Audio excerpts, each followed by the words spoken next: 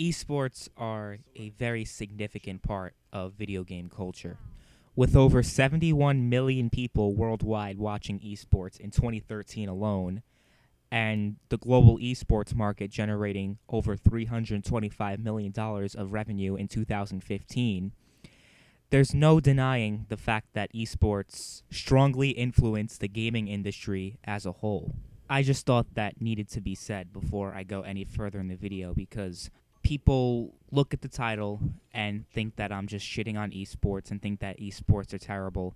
That's not the case. I think that people who are in the competitive gaming scene should be acknowledged and should be commended for their accomplishments. I'm not arguing against that. I just personally do not like the name esports because when I think of a sport, I think of a competitive game that involves something athletic. So, for example, football, baseball, basketball, hockey, those kind of sports that involve teamwork and you have to reach a certain goal and it's athletic. These are athletic games. That's what a sport is. I don't think that NASCAR and IndyCar and Formula One and those other kind of motorsports should be considered actual sports because you don't have to be an athlete to be a NASCAR driver. You don't have to be an athlete to pick up a controller and play competitively for CSGO.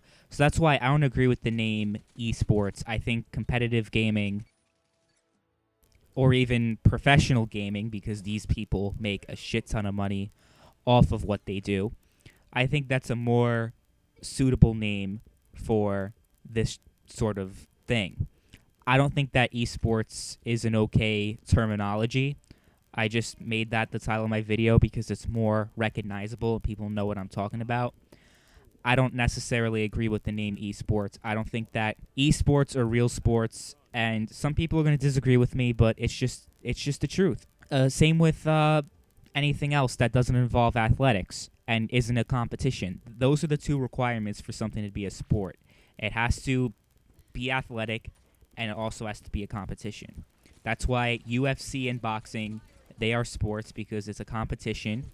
It doesn't involve teamwork, but it's still competitive. If you're jogging down the street and getting some cardio in, that's not a sport. But if you're running track against people, then it's a sport.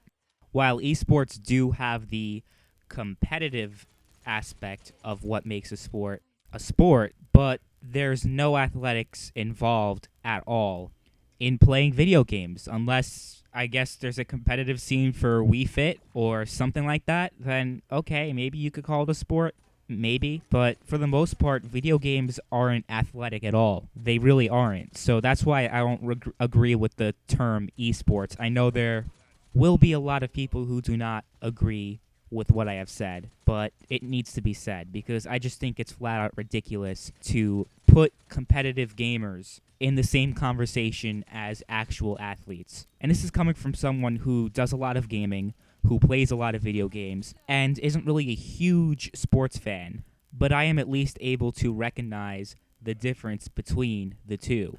But that was just a small pet peeve of mine. There's a specific topic that I want to talk about, and that is, of course, whether or not esports are actually ruining gaming to an extent. Now, before you hit the dislike button, before you leave comments about how stupid I am, about how horrible I am for saying such a thing, hear me out, okay? I've been playing games online for a very long time. Since the 6th generation of consoles, I've been playing online games. And something I've noticed is that ever since esports have become popular and have become, I guess you could say, mainstream, at least in the realm of gaming, I've noticed that online gaming has also drastically changed, not just for the competitive gamer, but for all gamers. Now, to some people, that might sound like a pretty extreme statement to make, that competitive gaming, to an extent, can negatively affect all gamers and their experience. To some people, that might sound completely ludicrous. Where are you getting this from? Well, besides the fact that there's so many more tryhards after esports became mainstream, that's one aspect of it, right? Esports have become so huge and mainstream now that you have so many people trying to emulate the popular competitive players and try to be like them, which causes more tryhards to be found in lobbies. Now, to some people, this may seem like a very insignificant effect that esports have had in the industry, but it actually is very significant if you think about the fact that playing competitively, while there's nothing wrong with that, in theory, it kind of ruins the fun factor because video games are supposed to be fun after all. That's really the main purpose of playing a video game, is to have fun. Am I wrong? So that's one aspect of esports that I think are ruining gaming to an extent, because we have this culture now that values competitiveness and values competition and values winning over anything else. And if you just focus on winning and you focus on kicking everyone's ass or beating everybody in a game, then you're kind of forgetting the main purpose of playing a video game. You're not really having fun if you're too focused on being competitive. But that's just one aspect of esports and competitive gaming that I think has a negative impact on the industry and the community as a whole. I know to some it might not seem like a big deal, but if you really think about it, you're kind of creating a culture that's completely ignoring the original purpose of video games in the first place, which is first and foremost to have fun. But there's actually an even bigger problem that competitive gaming and esports are actually creating. Since the rise of popularity of esports, you've been seeing an upward trend of games focusing heavily on esports and catering heavily to the MLG community. One game that I can think of from the top of my head is an upcoming game, Quake Champions. You look at the trailer of the game, you look at all the interviews and all the gameplay footage. Bethesda clearly states that a lot of their gameplay mechanics are made with competitive gaming in mind, that they're totally focused on competitive gaming and the competitive scene. That's why they made Quake Champions. That's why the mechanics of Quake Champions are there, is to cater to the MLG pro gamer community. Now, some people might be wondering, how is that a problem, NoobTube? What's the problem with that? Well, it's quite simple, actually. Yes, the MLG scene is really hot right now. There's so much buzz going around competitive gaming. It's become a mainstream part of video game culture. So, in theory, you would think that it would be smart business-wise for Bethesda to design a game specifically made for the Major League gamers, except there's one problem with that. The reason why MLG is so huge is because there's a significant number of people who get enjoyment out of watching people play competitively on Twitch. Keyword watch. Now, I'm not going to be a Jimmy Kimmel here and say that it's stupid to watch other YouTubers or other streamers, because that would be pretty stupid coming from someone who does gameplay videos and talks about video games and has people that watches my gameplay. So it would be stupid for me to say that it's stupid to watch other people. That's not the point I'm trying to get at. The point I'm trying to get at is that it's pretty stupid to have a game specifically designed for competitive players when most of the money from MLG comes into watching other people play the game, not necessarily buying the game specifically. So the thing about Call of Duty is that Call of Duty has a huge competitive scene, but it's also popular among casuals. You have a mixture between casual players and competitive players all playing the same game. That's a different story than, let's say, Quake Champions, which is completely built and caters specifically to competitive gamers, which is a problem because casual gamers or just people who play games just to have fun and don't care about this competitive shit aren't going to buy the game.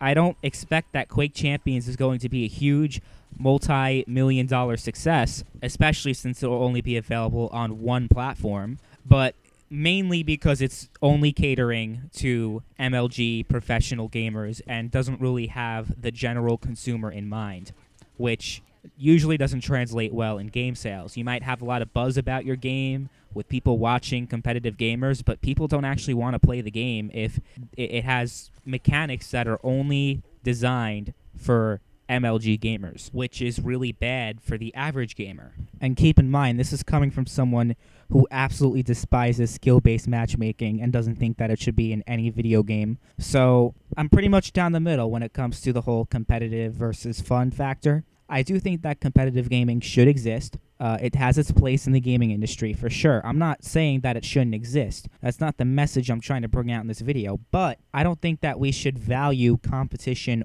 over fun. And when developers implement features in a game that are specifically catering to the minority of gamers, that's obviously not good. And there's something wrong with that. I think the best way to handle competitive gaming versus regular gaming is to have player matches and ranked matches. Overwatch does it. Sports games do it, like UFC. And other games do it, and it works pretty well. If you don't want to be bothered with the ranking bullshit, then you don't have to. But keep in mind, back in the MW2 days, when there were so many fucking tryhards, and there still are tryhards in Call of Duty, but the reason why there were so many tryhards back then is because, you had these big YouTubers that were talking about how good they were at the game, and you saw crazy gameplays, tactical nukes, and everything. And we had so many people trying to emulate them, which creates, problems. It made the game less fun to a degree. You had everybody trying so hard, camping in corners, trying to get that nuke, and that's what happens when people are too competitive. It kind of makes the game less fun if you're just camping in a corner and just trying to get kill streaks and trying to get a nuke. So I like it when games have regular player matches and ranked playlists for people who are extremely competitive. I think that's fine. But if you're going to have both in one lobby, or even if you do have it separately, where you have regular matches and player and ranked matches, regardless, skill-based matchmaking should not be a thing. I don't like being given the illusion that I'm actually good at the game when I'm not. It's just skill-based matchmaking is on, so I'm not doing as bad as I typically would if there wasn't skill-based matchmaking. Both are two extremes. The extreme where you have developers babying the consumer, and the other extreme where you have it just way too competitive that it's not fun anymore. Both are really bad. I'm not just picking on eSports. I think both are really bad and should not be implemented. It only becomes a serious problem when you only cater to a small minority of players and ignore the rest. That's when I have a huge problem with it. But let me know what you guys think about what I've said during this video. If you agree, disagree, just let me know. I think it's an interesting discussion to have. Anyway, thanks for watching. See you guys later.